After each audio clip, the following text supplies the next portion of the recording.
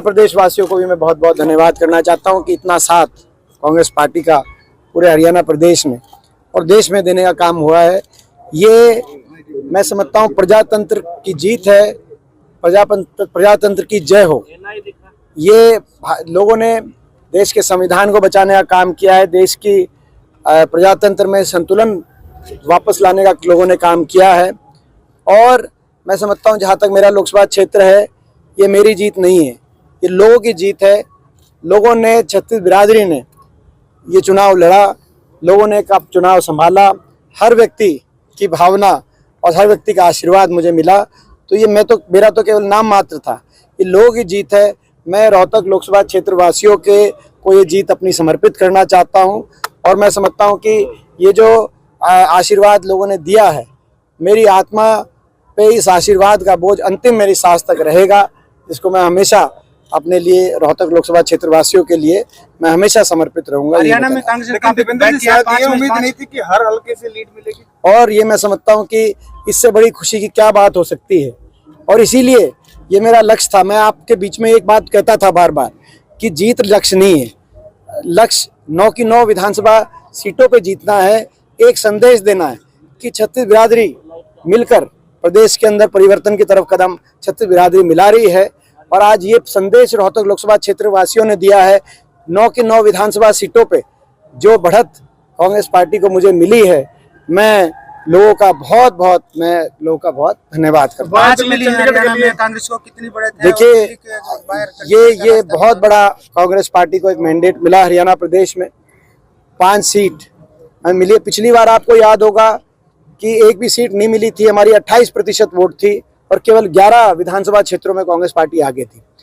अब 45% vote Congress party को हरियाणा प्रदेश में मिली है, 5 सीटें मिली हैं और 52 सीटों पर कांग्रेस पार्टी ने अभी सारे फाइनल जो है, लेकिन लगभग 52 सीटों विधानसभा सीटों पे कांग्रेस पार्टी आगे रही है, जो अभी इनिशियल जो बात आ रही है। तो ऐसा मैं समझता हूँ बड़ा मैंडेट लोगों ने दिया है। लोगों ने भारतीय जनता पार्टी के अहंकार को अपनी वोट की चोट से तोड़ने का काम किया है। लोगों ने नॉन परफॉर्मेंस को, केवल जो भारतीय जनता पार्टी ने लंबे समय तक केवल लोगों को उलझाने की राजनीति करी धर्म जाति के आधार पर, लेकिन कोई काम नहीं किया, नॉन परफॉर्मेंस के रूप में ये सरकार साबित हुई। उस सरकार के खिलाफ अपना जो है रोष है वो वोट की चोट से प्रकट करने का काम किया है। और मैं सभी अपने समर्थकों से भी कहना चाहता हूँ कि जो है सभी समर्थक, मैं देख रहा हूँ बहुत जोश में हैं और अभी हम निकलेंगे यहाँ पे, वो अपना काफ़ी उत्साह में है। मैं सबसे कहना चाहता हूँ कि भाई आज जो सारे समर्थक खुश हैं और खुशी मनाई जाए, लेकिन हर कोई किसी ने किसी और को भी वोट दी हो, वो भी हमारा अपना है। सबकी भावना का सम्मान करते हुए एक सम्मानजनक रूप से जो है ये मैं समझता हूँ कि आज खुशी मनाने का समय है।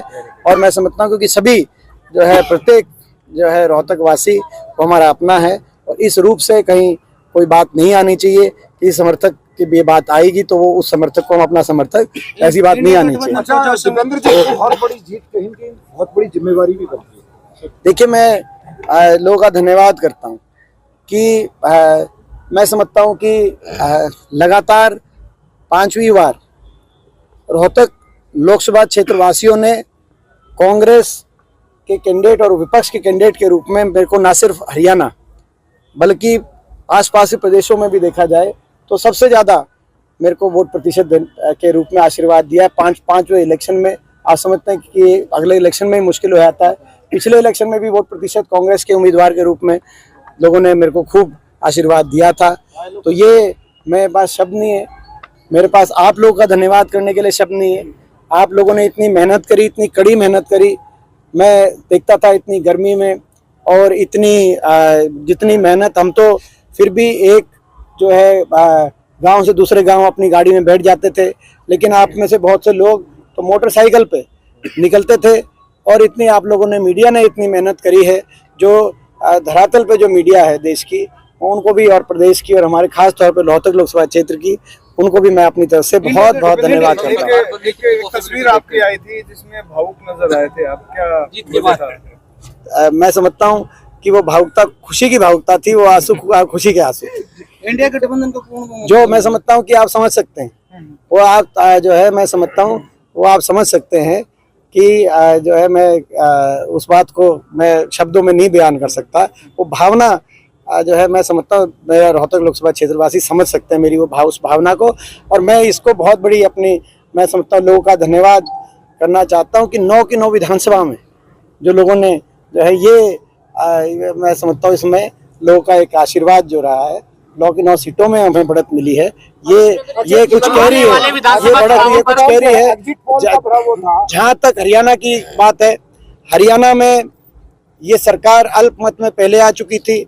विधानसभा में विधायकों का विश्वास ये सरकार पहले खो चुकी थी। अब ये जनता का विश्वास भी, जनता ने भी अविश्वास प्रस्ताव इस सरकार के खिलाफ पारित कर दिया। हरियाणा की सरकार के खिलाफ, अल्पमत की सरकार जिसके खिलाफ जनता ने अविश्वास प्रस्ताव भी पारित कर दिया हो, ऐसी सरकार को क्षण भर भी सत्ता में बने रहने का कोई नैतिक अधिकार नहीं है। इस सरकार को, हरियाणा की सरकार को तुरंत इस्तीफा देना चाहिए। हरियाणा में चुनाव कराए जाए, ये मैं मांग करना चाहता हूँ।